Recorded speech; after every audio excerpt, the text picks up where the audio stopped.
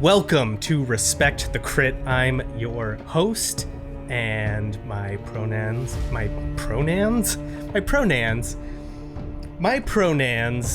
are much too eldritch to mention. But I am playing Yasher Angel, he, him, the book appraiser.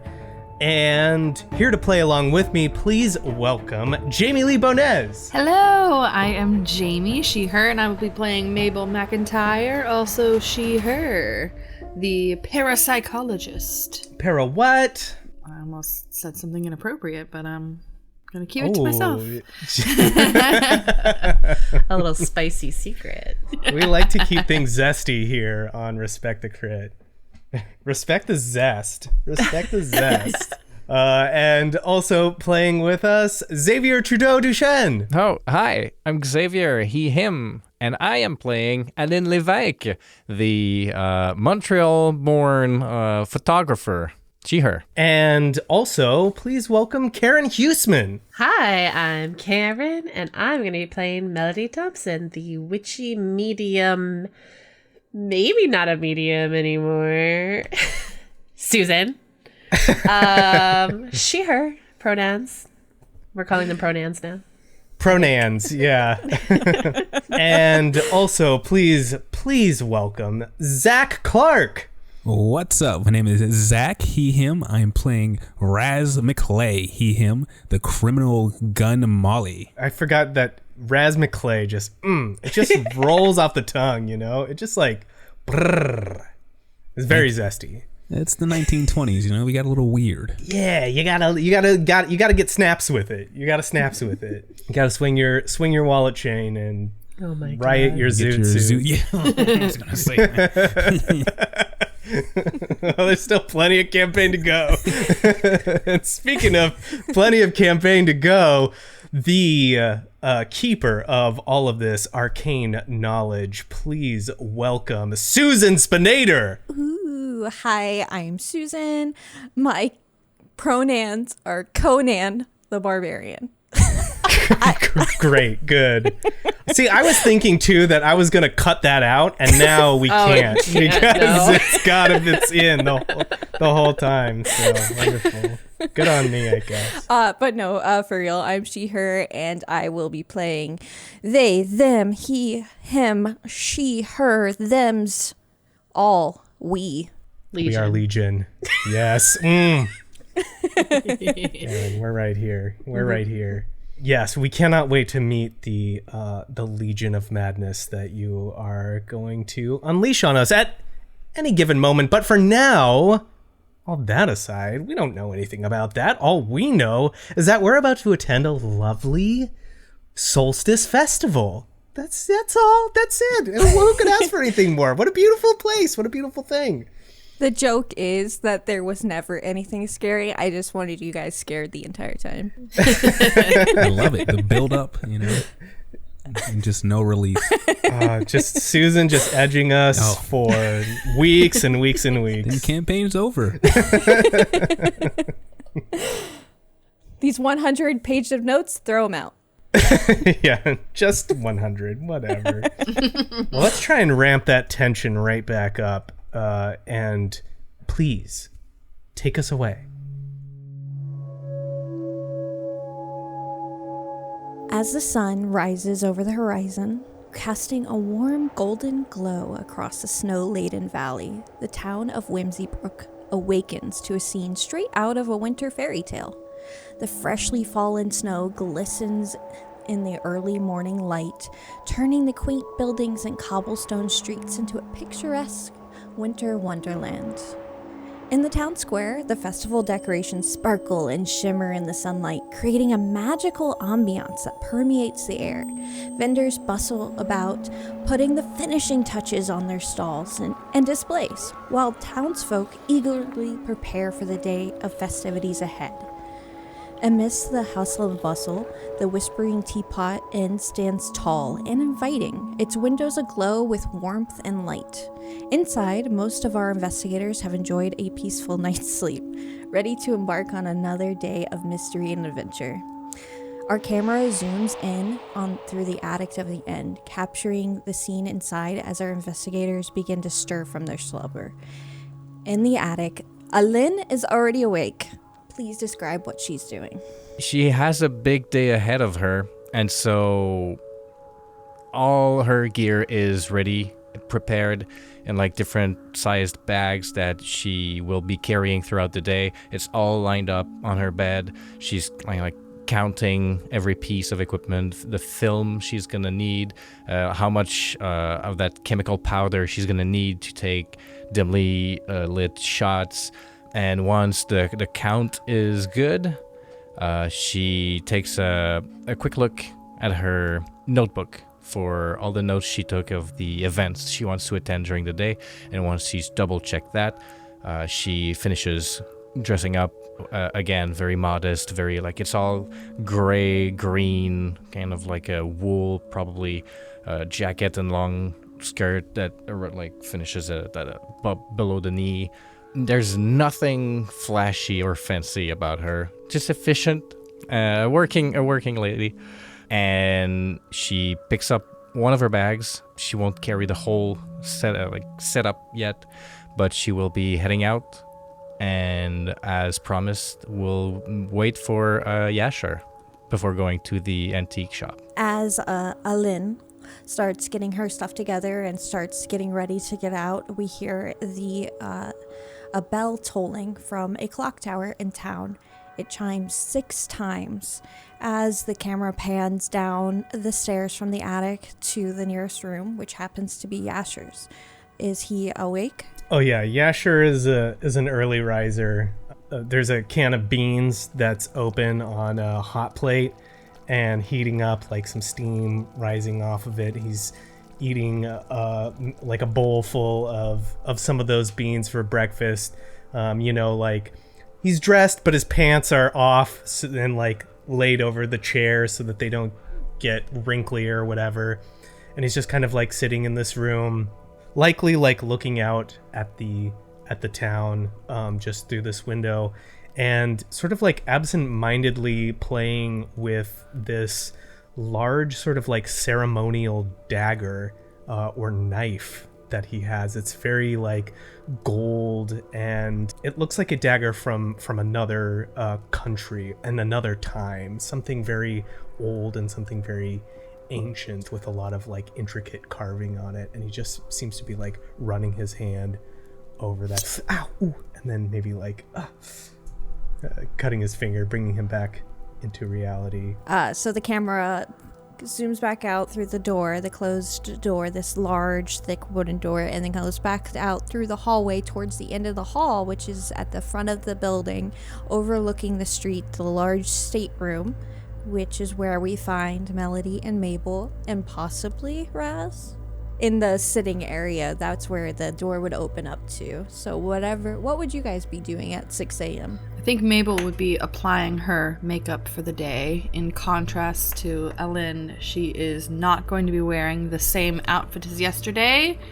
She will be wearing her newest ensemble. The only thing that will stay is a string of pearls that she consistently wears from day to day. But she's got her hair in whatever they did in the 1920s. I want to say hot rollers? Pins, maybe? Yeah, there you go. Maybe silk ties? There you go, silk ties. That sounds more period. I don't think Melody went back to sleep after her nightmare slash...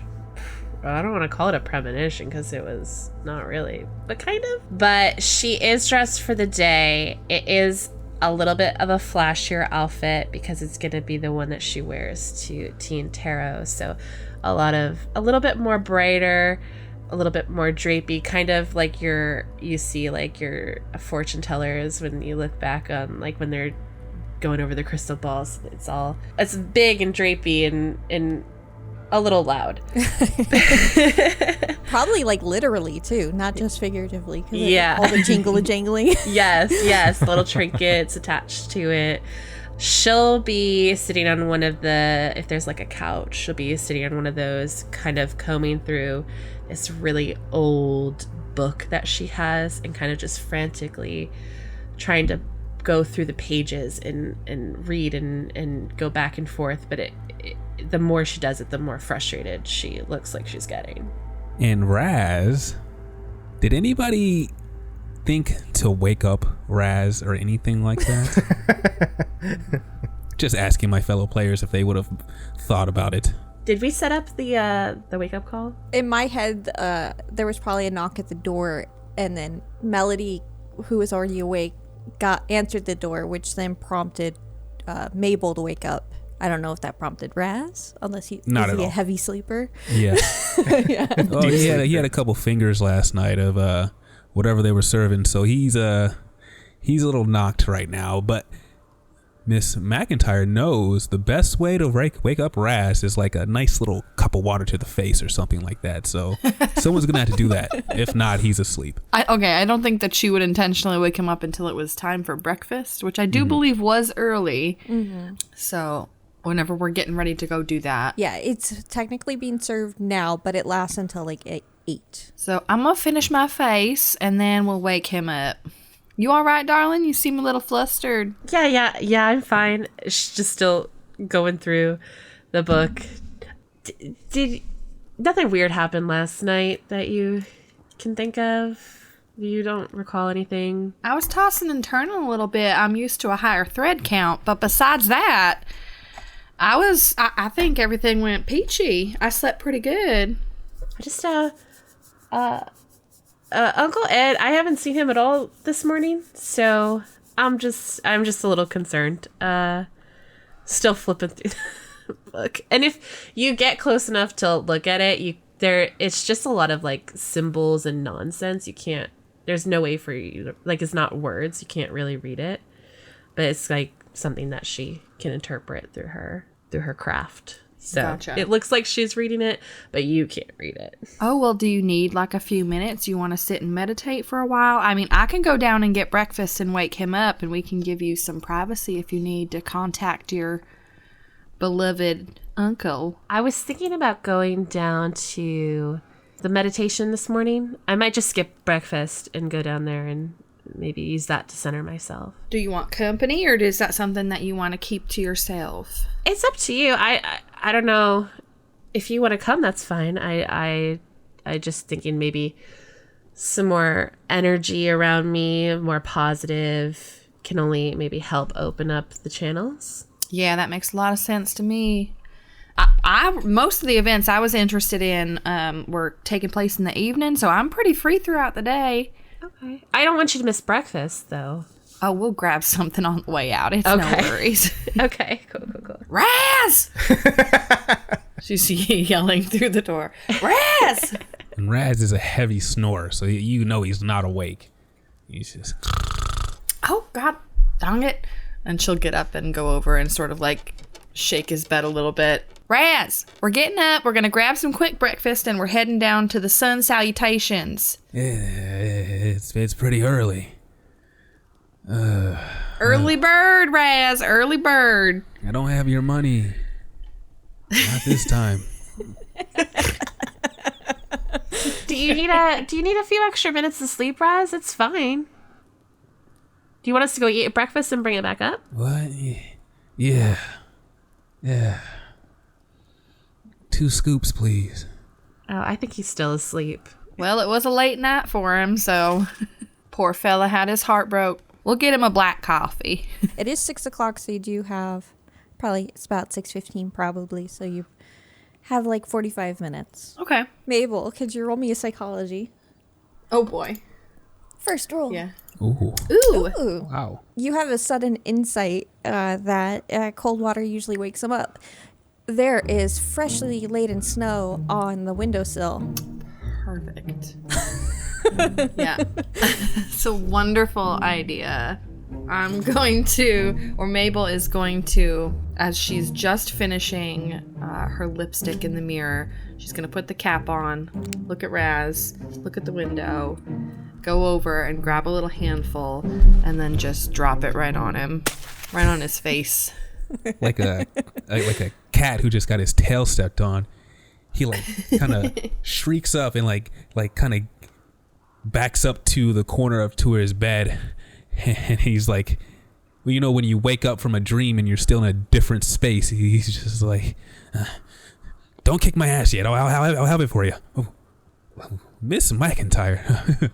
Oh, it's so good to see you. You wouldn't have an idea. You know how I have my night terrors and such. I hope I wasn't a bother or a drag for you. Oh, not at all, Razz. You're up. That's great. Hot dog. That's great. We are just heading downstairs. I'm sorry you had to see me like this, Miss Melody. I'm usually more professional.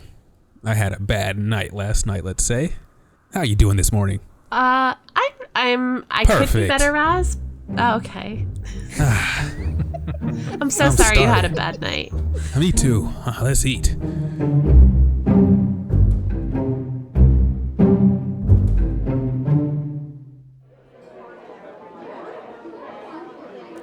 So you guys head down for breakfast. You don't see anybody at the front desk, so you probably would just head straight for the dining hall, which is easily identifiable by a sign, dining hall, and you could see it through the lobby. As you step into the bustling dining area of the Whispering Teapot Inn, you are greeted by a lively scene. It's a large dining room, and it's full to capacity, except for one table that's open near a window. But it's filled with cheerful chatter of patrons. Just as from what you could gather, they're just all excitedly talking about what they're going to do at the festival, or what they're excited to see, or what they're going to try to buy, and all that. Mrs. Brewster sees you come in and goes, "Oh, hi, Mrs. McIntyre. How may I help you? Do you want some breakfast? Looks like there's a table just right over there for you." Oh, perfect. Yeah, we were just popping in to grab something real quick, and then we're headed off to the sunrise salutation. Oh, of course. Did you want you say you're popping off. Did you want to grab it to go or have it at the table? What y'all thinking? We want to sit down for a quick minute, or are we in a rush? I think we've got some time. It's still pretty early. We could probably sit down. All right, we'll grab that table then. Thank you so much, Miss Brewster. Oh, of course. It's right over here. It's right next to the radio, too. So you'll get the latest goss. My favorite. So you're led to... It's actually 2 small tables. I misquoted, because if all of you went to breakfast, there would have been enough seats. Well, yeah, I was just going to ask, do we want to join them? Like, I mean, we're probably getting some food or something too, right? I mean, you had beans. Well, you had beans for breakfast. Yeah, you're full. You're stuffed. Look. That was to quote, coat your stomach first. Your first breakfast. Yeah. Pre-breakfast breakfast. I need routines, okay? Routines is just, that's what I need. It's up to you, Yashar, really. I'm thinking of just getting a toast and maybe a tea, and then I'll be going. I wouldn't want to make Miss Snow wait. Yeah, just a coffee for me. I kind of ate something in the room, so yeah, coffee is good. I love it. It's like 6:30 in the morning. You guys think you're gonna be late to a bookstore. Nerds. I don't know this city. It might be big. So you guys are greeted by the same scene, lively chatter.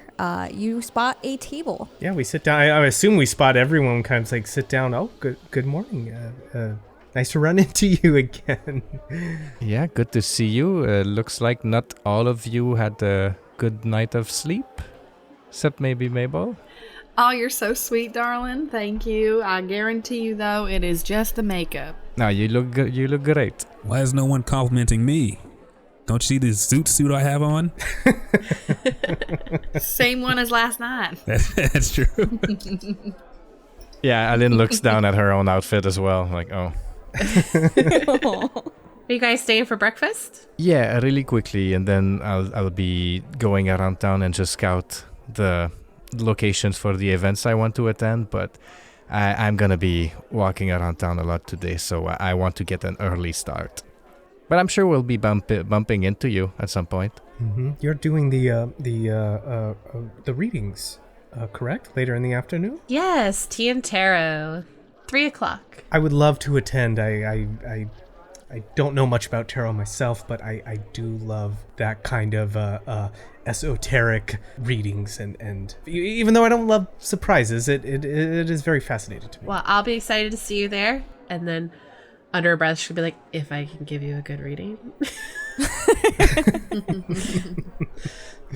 What do you think it's gonna be? Just by looking, is that something? Oh, I would have to, we have to put some intentions into the deck. It's a whole process. I wouldn't want to presume. Yeah. Okay. Well, I don't like to go into things without knowing a little something, so it'd be good to have that little preamble. But okay. I'll see you then. We'll I guess we'll see then. Are they making beans in the back? And Razz kind of looks back. Smells like beans. It reeks.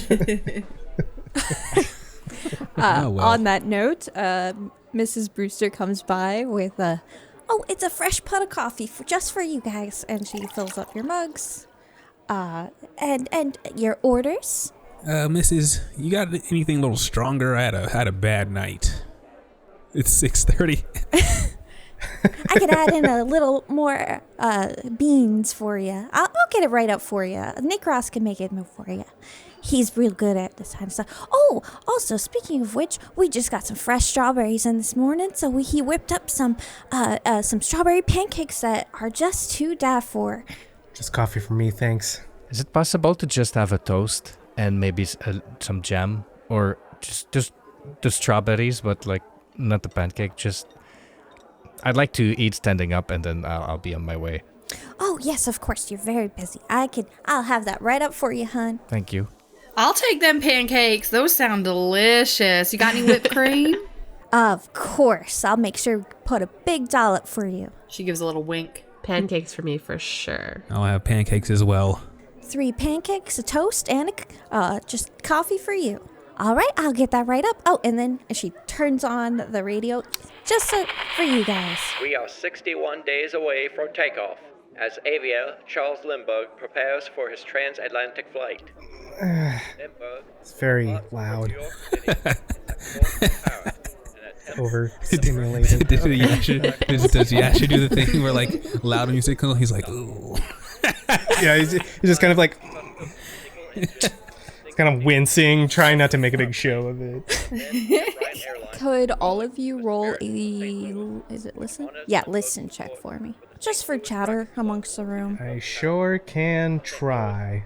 Okay, so Aline, just as you're looking around the room, just hear the general chatter, as you overhear conversation, snow piled up so much last night that they had to shut down the train. Well, that's the penalty for showing up fashionably late, ain't it? And those stragglers wouldn't have found a room even if they tried. Every place in town's got a no vacancy sign hanging on the door. True enough, Equinox Festival draws folks from all corners. They plan ahead. Ain't room for procrastinators. I heard Mrs. Harper had runaway couples with bleeding eyes. They were practically begging for a corner to rest their heads. And it's just like general chatters leading you gather, Aline, is that trains are shut down because there's too much snow on the tracks, and that there's nowhere else to stay, even if people could come to town. It's a lot of people. Yes. The town's booked to capacity. Yeah, the no trains part is a little ominous, but it happens. I mean, there's no leaving. I'm familiar with that. I mean, that's what happens with trains and snow. Especially a lot of snow. And back then, timing. too. That's the problem with news nowadays. They just try to scare you. It's all just scare tactics. It's unpleasant. Easy to listen to, though. Good production. It's very scratchy, though. There's a lot of, hiss. Is that something that we all hear? Yes. Is that? Yeah, that's how radios work normally. In the 20s, that's how they all sounded. Yeah. Very tinny. This one's very hi-fi, too. I don't know how long everybody was planning to stay, but I hope you're not planning on leaving town soon. I just overheard some people talk about how the trains are all stopped. Too much snow. So just make yourselves comfortable and consider yourselves lucky that apparently you got a room, because there's not many left, or there's none at all, actually. Did they say when the trains would be running again? I can go ask them. It's these ladies over there. They seem to know. It's so expensive another night. I hadn't budgeted that. There might be room in the closet Razz uses, right? Could just shove another. I was gonna Shove say, you another can bed always in there? just bunk with us if you need to. Yeah, sure. I appreciate it, but I'm very particular. I need my space. Very particular. Totally understand. You know, I need a lot of leg room. You know, I gotta swing them both back. You know what I mean? Both legs. You understand? Yeah. Hey. You get it.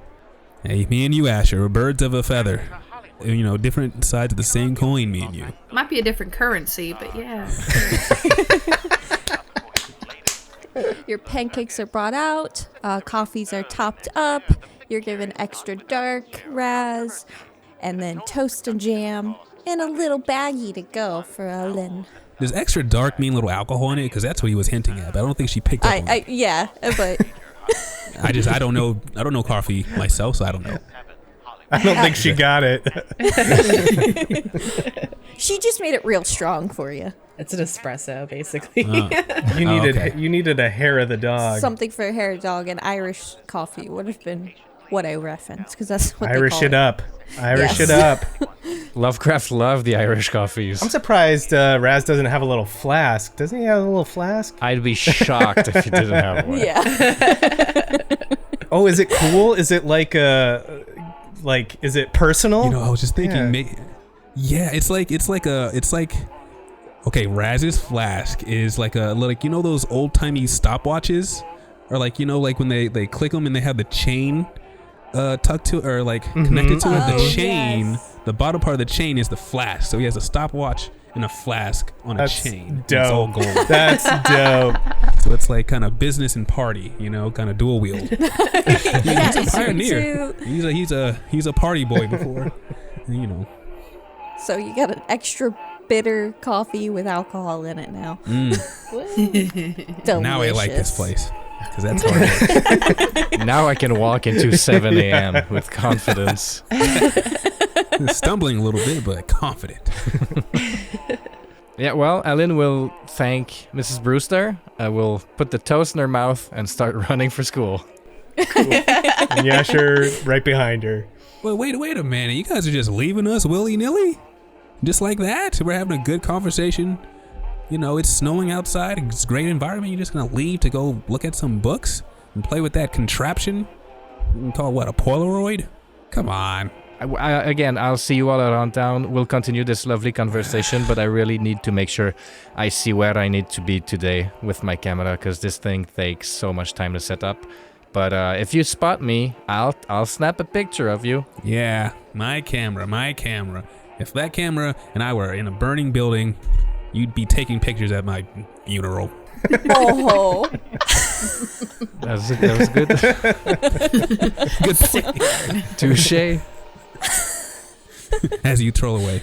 I kind of want Aline to roll a sanity. I'll do it, but it's very low, so I might go crazy.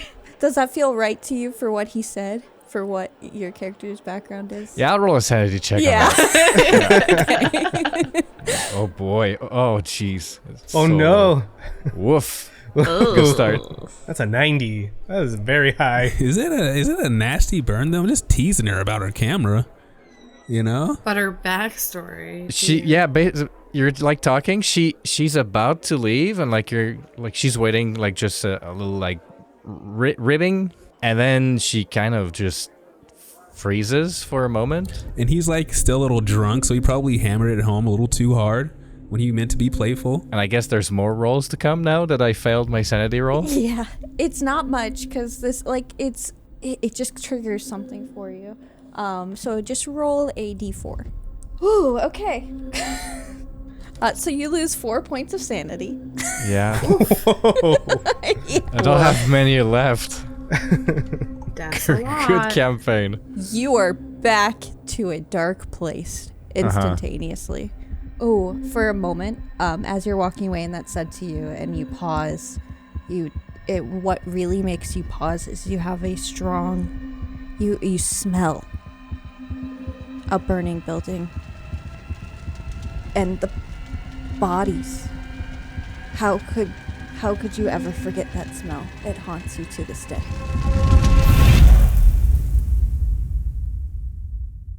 Aline will look at the floor and turn around and leave after like a beat of silence. I'll go after her. Aline, are you okay? Yeah, sure. Just kind of like runs out the door. Mabel's gonna give Razz like a little tap, like, Razz. I don't know what Melody said to her. Mouth full of pancakes. Just like no room to talk at all. Like, what? Razz will kind of give like an apologetic shrug. Just like, because he's genuinely surprised because like it's one of those moments where like because of the sanity and because it is sanity, it's just something that's hard to see coming because the sanity is like, you know, counter to society and you don't expect it. So he's like, that pause was like, whoa, I didn't expect that. And maybe I actually offended her. So he's trying to play it off, you know, because it's an awkward moment, but he definitely understood what, you know, she felt something. So just let her go to the library, and Razz will sit back down and take a swig.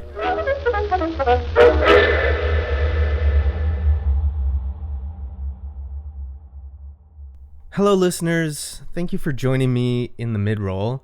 I just want to give a quick thank you to all of you, all the listeners who have been really supportive of us this year. Thank you for getting out there and nominating us for the Crit Award this year. That was really, really special. And we never would have been a part of that without you.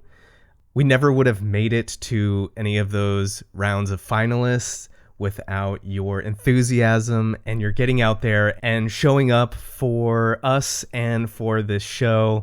That's really something special. And it was really great to be a part of that event.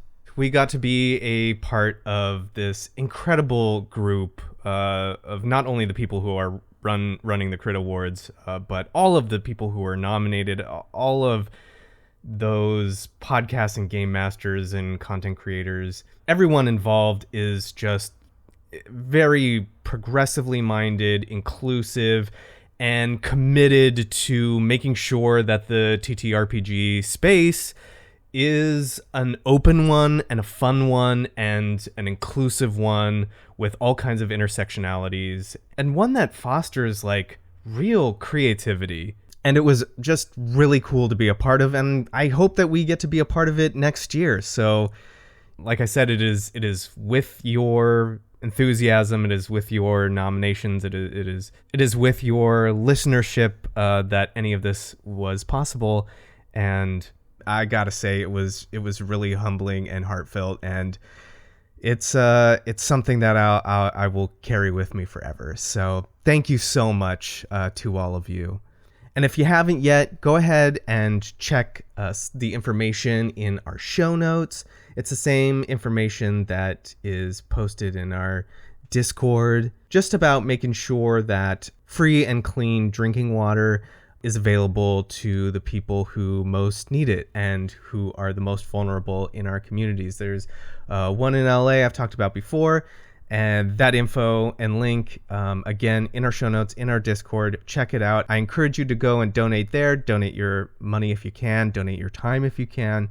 And I very much encourage you to check out programs like this in your own community that you can be a part of and that you can participate in. That's it. That's all. I just wanted to thank you all from the bottom of my heart. Everyone here at Respect the Crit, we've all been so incredibly moved by you. We love making this show for you. We love reading your comments and hearing your feedback, your thoughts, and sharing your lives with us and our little community and just goofing around with us, you know? It's really great. We got such a great community here, and I love that it's growing, and I love that it's a part of this sort of like this bigger community of of other creators and stuff like that. That's really cool. Anyway, that's enough for me. Thank you so much. And now let's get back to the episode. You wrap up, and you guys are heading to the sunrise salutation? Yep. Once you step outside, there are signs everywhere, and you see one leading towards the center of town saying sunrise salutation, along with the Veiled Serenade, the Eternal Flame, Twilight Masquerade. As you're heading through the town, the snow has already been disturbed either by shovel or by foot tracks. There are a lot of people out. The vendor stalls are still being set up. There are a few people already there, but it really just looks like they're getting their wares ready. As you get to the town square, you see a big pyre in the middle. It's just a bunch of logs and kindling, which you could guess is where the Eternal Flame will be held, especially with the sign saying the Eternal Flame. In the town square as well, they're outside of what you could see as City Hall, because there's a big sign saying that, is a stage just right out in front of the front doors at City Hall. It's a huge stage that they're prepping, and it looks like people are playing, like tuning instruments on there. Again, most things around here don't start until just a little bit later, but the sunrise salutation, you see signs. It's also in the City Hall, but it's in a side entrance, and you're led inside. As you arrive at the sunrise salutation, you get there just before 7. You just take a eating and then just casually strolling so you don't get stomach cramps or anything. You're not in any rush either, but you step in right before 7, and you step into a large, airy indoor space. It's filled with a soft golden glow from the morning sun filtering in through a large window that faces the sunrise. The room is warm, very comfortably so. It's just a welcome refuge from the chilly winter air outside. There are some people already there. They're situated on these colorful mats spread out across the floor. Some people are stretching, some people are sitting cross legs, already looking like they're starting to meditate. Some are stretching in poses that seem foreign to you. Why would they have their hands in the feet and then their butt in the air? You don't know. It seems odd unless you... Maybe Melody... No, actually, maybe Mabel, coming from a big port city. You may have come across yoga, but it's so new to the States. That's very Lovecraftian to make it sound weird that another culture is doing something differently. Yes. I mean, it's so new here. Like, it's been practiced for hundreds, thousands of years over there, but then, America acts like they've never seen anything before. If you want to, maybe you could roll a history if you want to see if you know what they're doing. History or anthropology, if you think your character might know. Melody's pretty smart. Oh, Nice. oh, Just like that. there is a reason why Melody wanted to come, because she not only knows about yoga, she may even have familiarity, practicing, and knows even that sunrise salutation is a vinyasa that is commonly done. That means a flow. Okay, cool. I was like, what does that word mean? Like, Karen? Dumb. We're going to the back corner, by the way. We're not getting over. Is that what we're supposed to be doing? Because I did not wear the rat shoes for this. You can do it whatever level you want. It's more about the flow of energy. So if you just want to sit there quietly and just breathe deep, that's also acceptable. Well, I don't think a self-respecting fella plays with his energy, so I'll just be in this corner over here. Speaking of self-respecting fellows, at the front of the room, you see a man pacing back and forth, instructing people or pushing them into poses. Damn. Hi there. Never mind. I'm gonna get down on all fours here. How do I? So you see a man who possesses a traditional Indian charm.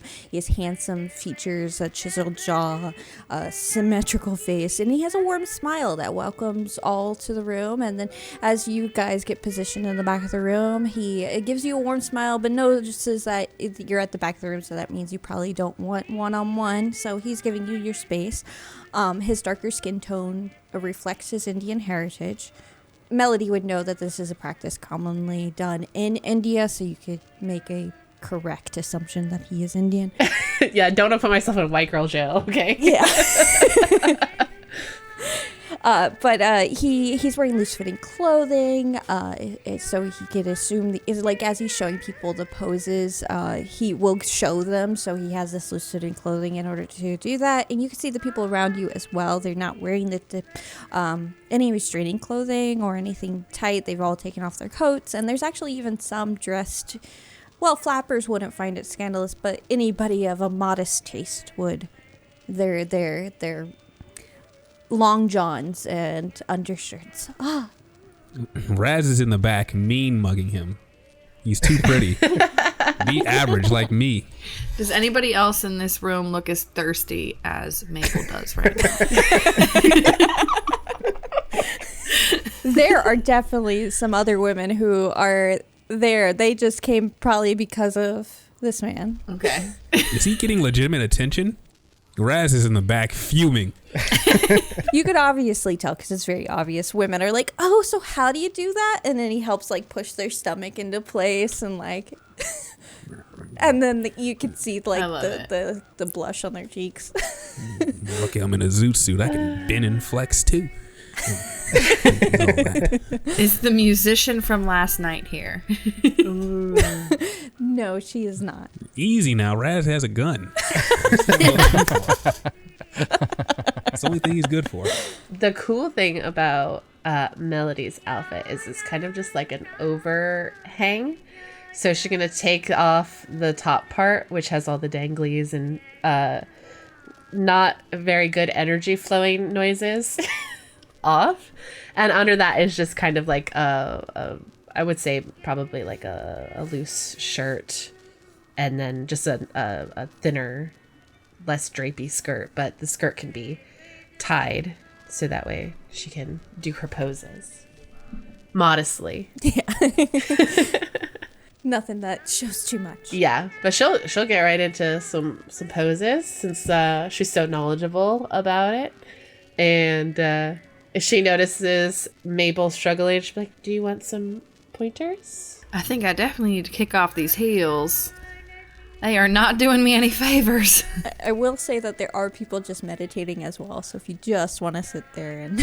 I think Mabel would probably give it the good old college try, but would eventually end up just sitting there watching everybody else. Well, as you try, and it seems like you're earnestly trying, this man will approach you. Do you need any assistance? Oh, well, hello there, handsome.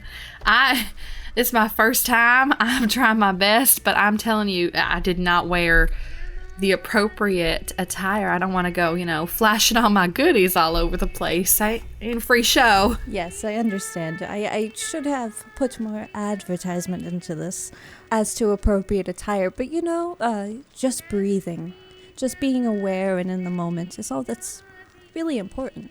That is such a good point. I would love to just take some deep breaths with you and we can just be in this moment together. I could definitely lead you through some breathing exercises, and then he'll sit down on your a mat that's where you're at, and he'll pat next to him for you to sit down next to him. And she will abide 100%. And he leads you through the Ujjayi, I think that's what it's called, but it's basically you breathe in and then breathe out and make it sound like a lion.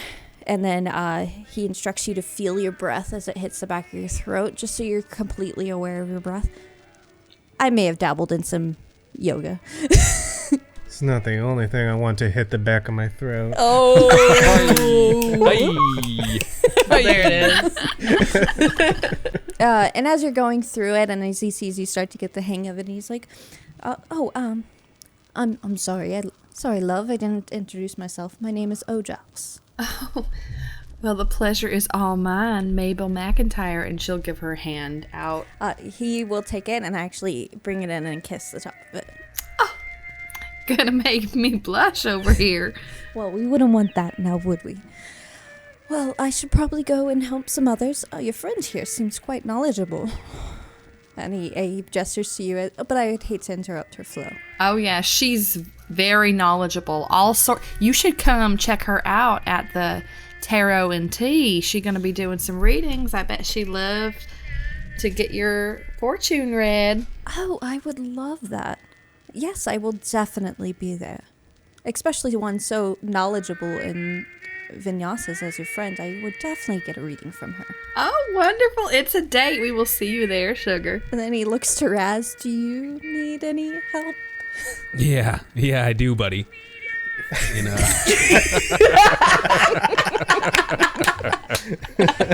he'll just find a nearest seat. He'll sit on it, give him like his meanest stare, pull out his fattest stogie, and just start smoking a cigar right there in his cute little studio. And he'll just hope to permeate the stink throughout the room with his cigar. And he's just sitting there, begging Buddy to do something about it. He'll pick up that you don't need help and then go to open a window. Razz will say under his breath, "Oh, he's resourceful too."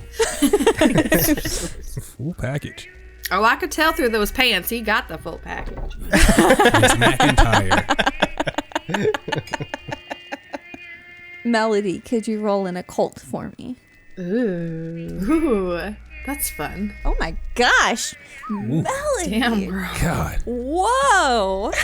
That's your thing, though. You know, like, that's your thing. You killing That's it. my thing. But you rolled a 3 and an 8 on a D100.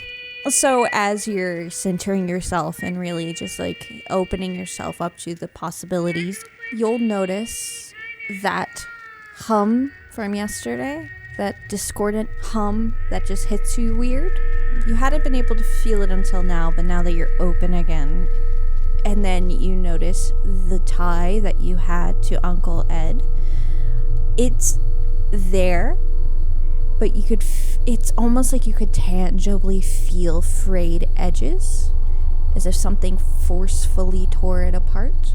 But you do hear a voice as you tap into this place and feel the frayed edges. Almost your spiritual self, you could feel the frayed edges as your fingers touch it, and then it burns for a moment, touching it, and you feel it physically on your hand. Even though you're in the flow, you're still going through the flow. You don't want to break your concentration. It burns, and then it spreads out, and then goes to your core, and you have sudden, complete clarity that you are very ill. Oh. And that the illness has also affected Mabel, who's right next to you. And even though he's a little bit further away, the illness has affected Razz. Oh. It's those pancakes. It's fucking strawberries. Now remember, you're legally obligated to let us know. Is there like an energy to the illness? Like, do I get a sense of what it is? It like a poison? Is it like a... From that frayed edges, whatever forcibly tore, you feel that, and that's burning on your hand feels the same in your... Oh, okay. In you. I see. Do we have like a vibe doctor we can go to? Get her all healed up? Yeah, vibe doctor. Check your I have vibes. I have bad news for you. You might want to sit down in the child pose for this. Yes! Fetal position. At the end of the whole flow of things, right, is like the part where you like recenter yourself. Shavasana. Thank you. I guess I'm tight. I know just enough about yoga to know that you at the end you take a minute and you bring yourself back. You can take as long as you need. And then she's gonna look over at Mabel and be like, there's something very wrong with us. Me? No, I'm just flush, honey. Did you see that, man? It's so hard to explain. It's like, remember how I told you this morning that I haven't seen Uncle Ed since I woke up. Mm-hmm. And I can feel something broke that, like something tore that connection. And whatever it is, it's affecting you, it's affecting me, affecting Razz. I don't know how to explain it other than just like this burning feeling. And I don't know if it's an actual sickness or if it's one of the reasons you're here, the spiritual. Okay, let me write this down. And she's going to take out her little notebook. And she's going to begin to take some notes because now it's like, okay, you're saying that this has to do with why we've come here. Let's figure out what this could be. This is our first clue. So the session's winding down. People are also, you could see they're getting into Shavasana and coming out of it, becoming more aware of their surroundings. Some people are actually leaving too because it's just about 8 o'clock now. You hear the bells toll. Well, okay, what's next on the docket? And she's going to pull out the little agenda for the day. You know, when you have your cards, Melody, maybe you could consult them about what might be going on. We should, maybe before tea and tarot, we should, if we have some time, we could sit down and do a private reading. Because I think if we do it at tea and tarot, there's going to be too much of everyone else's energy. And I don't think we're going to get a good read. Okay, that sounds good to me. You know I'm always down for a reading. Depending on what that read says, I have something I can try to get in contact with Uncle Ed, but I have not done it in a long time, so I don't... It's kind of like a last case scenario situation. Okay, well just let me know what you need and we will make it happen for you, doll.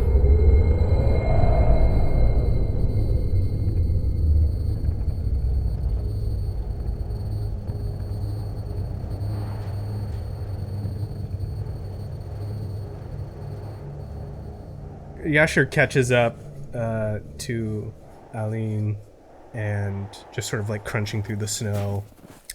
Whew, you walk fast. For a little bit, it's just you talking to Aline as she just walks away. Kind of fast, actually. You're not wrong.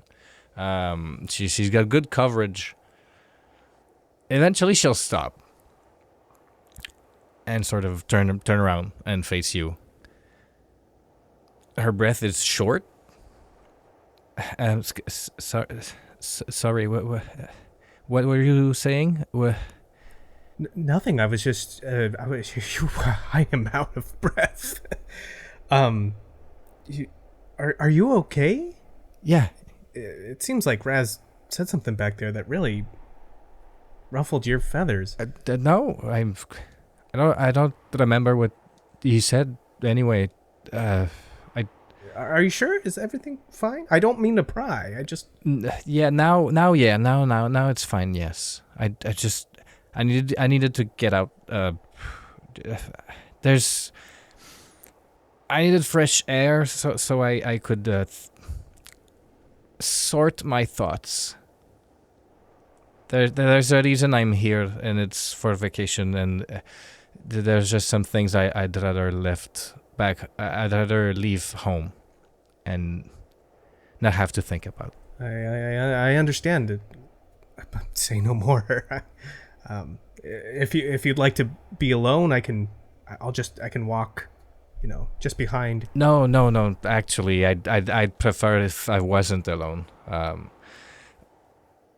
Honestly, I don't even remember leaving the hotel. It just happened. I just almost like I had to run away. But thanks for making sure I was okay. If you want, we can walk to the antique store together. Thank you. Yeah. He sort of like straightens his back a little bit, and he tries. When like someone else is having a meltdown, and you try and like take on as much stability as you can to sort of like be that for the other person.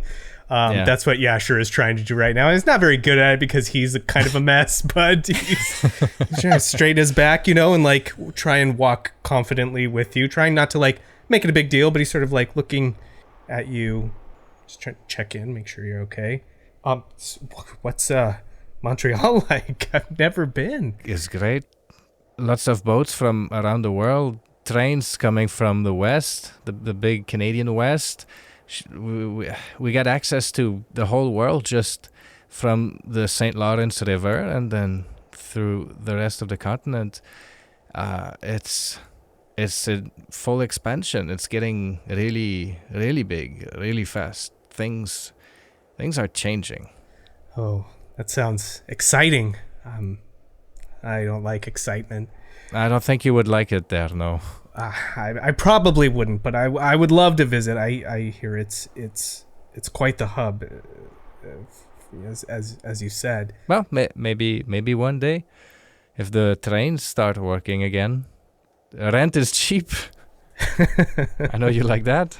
That is a draw, yes. But I have my shop, so I don't know if I can just pick up and move. But I'd love to visit. It sounds lovely, other than all the people and the commotion. Yeah, I can show you around. That's what I like to do too, and that's why I'm trying to get around town here as much as I can as well. That's what I enjoy, just scouting, just finding the small streets, finding the small stories to take picture of. Can I ask you something? And if it's too weird, just let me know. But what is your favorite photo that you've taken?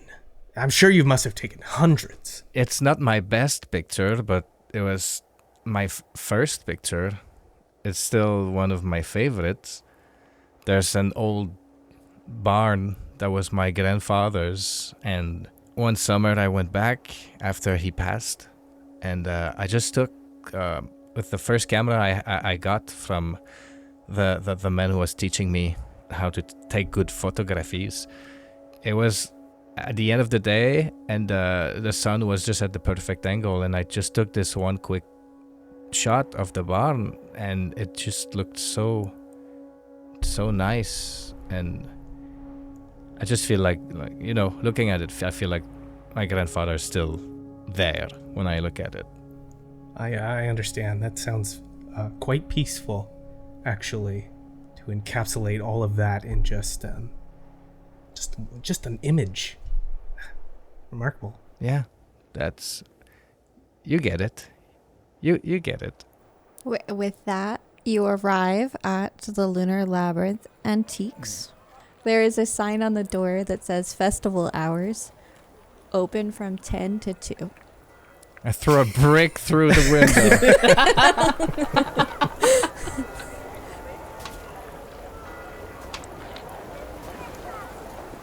Zach, roll a d20 for me. Alrighty. Along your way back, now that you're not rushing to get to an event, you see a statue, a life-size jester, resplendent and multicolored motley. It captivates with its playful, mischievous expression. Each detail of it, from the bells on its jester's cap to its embroidered costume, invites a sense of revelry and humor.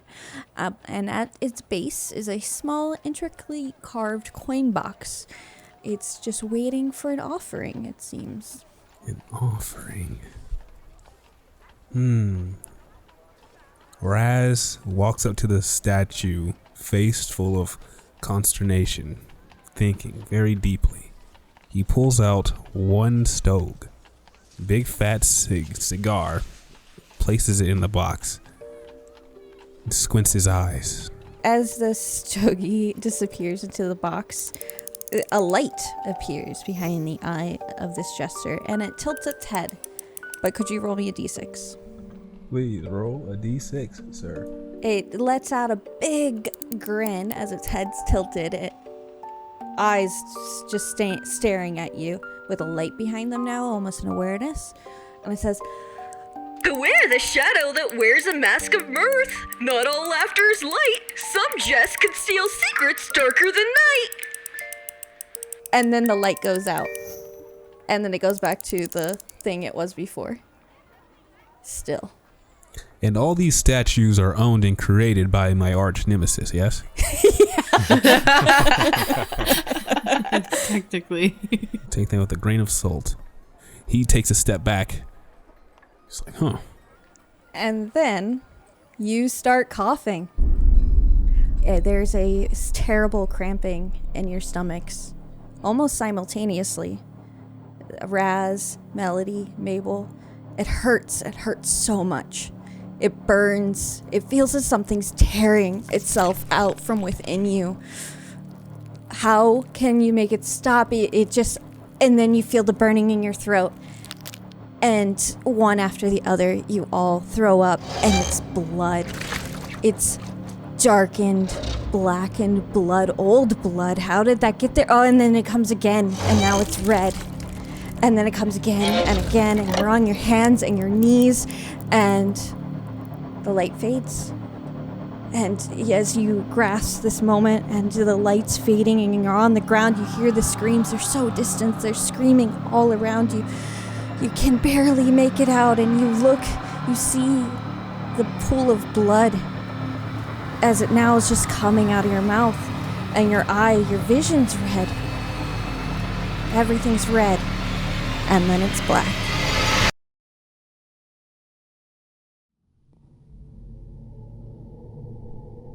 Mabel, you're at a mansion. You recognize it. You're standing there. You see it. It's your first mission. You're a paranormal investigator. The first one you got, it was a haunting down in Louisiana. In New Orleans, right downtown. You're just approaching the building. You have your equipment. You're ready. You know you can handle this. You step inside with your crucifix and Bible. You don't know what's in there, but you're trying to be prepared. This is your first one, and you're trying to, you know that there's something beyond what you know. There's something beyond what everyone knows. You step inside the darkened building, and you feel a chill. And then you hear music. That's different than your memory. You follow it upstairs, down a darkened corridor. It seems endless. There are closed doors on all sides. Maybe you try one, it doesn't open. Maybe you try two, they don't open. But the music is faint in the distance down this corridor. You keep heading towards it, and the music starts crescendoing, and it almost feels like something's piercing you every time the music swells. And then comes back down. But now you're just so driven by, where is this leading? Where is this? Why is this isn't the mansion? You feel like you've been walking for days, years, seconds. It doesn't make sense. Nothing makes sense. You were just at the festival. You hurt. Where's that pain? Music swells. A sharp pain, a tugging. You follow it, and then you see a light at the end of the corridor. You recognize it as a mirror, a standing mirror. You approach the mirror and look through it. You see a town square littered with aged festival decorations. Aged centuries, even. Then you see, through the mirror, someone approaching the mirror. You see Melody. She stares at you through the mirror, but before you can say anything, your world shatters. You shatter. You become many. You become all. You become nothing. It's beyond understanding. It's beyond... Your mind is ripped apart. Your body, your soul. Everything is ripped apart. And then you're whole again. And you wake up in bed with a whispering teapot and...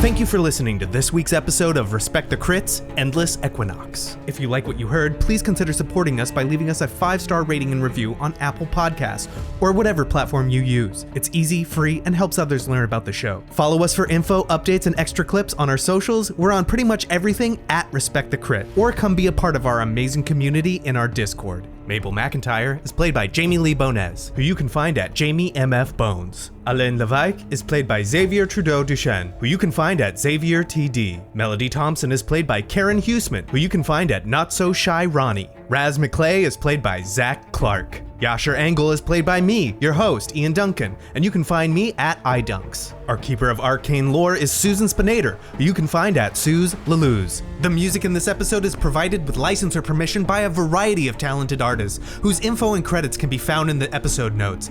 Please support them by visiting their platforms to hear more of their work. The Call of Cthulhu 7th edition role-playing game is published by Chaosium Inc. And remember, whatever the system, miss or a hit, you always gotta respect the crit. Thank you very much, and Cthulhu Fatagan.